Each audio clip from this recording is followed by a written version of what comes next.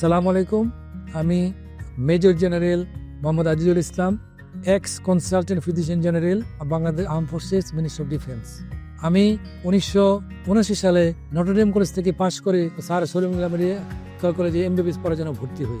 Salimullah medical college থেকে MBBS পাশ করে আমি 1986 সালে বাংলাদেশ সেনাবাহিনীতে আর্মি মেডিকেল করে যোগদান করি ক্যাপ্টেন হিসেবে।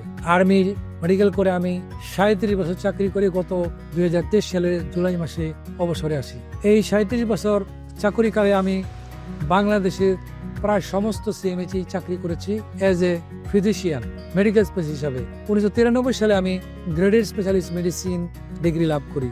1999 সালে জানুয়ারি মাসে আমি এফসিপিএস ইন মেডিসিন ডিগ্রি লাভ করি এবং 2008 থেকে 9 সাল এক বছর আমি পাকিস্তানে রাওয়ালপিন্ডি সিএমএইচে মেডিকেল অঙ্কোলজির উপর প্রশিক্ষণ নেই এবং পরবর্তীতে কয়েক সপ্তাহের জন্য আমি সিঙ্গাপুরের ন্যাশনাল ক্যান্সার হসপিটালে ট্রেনিং প্রাপ্ত হই। আমি বর্তমানে রিটায়ার করে Hasan national cancer hospital Mirpur 13 এবং মার্কস মেডিকেল হাসপাতাল মিরপুর 14-তে আমি মেডিসিন এবং অঙ্কোলজি প্র্যাকটিস করছি।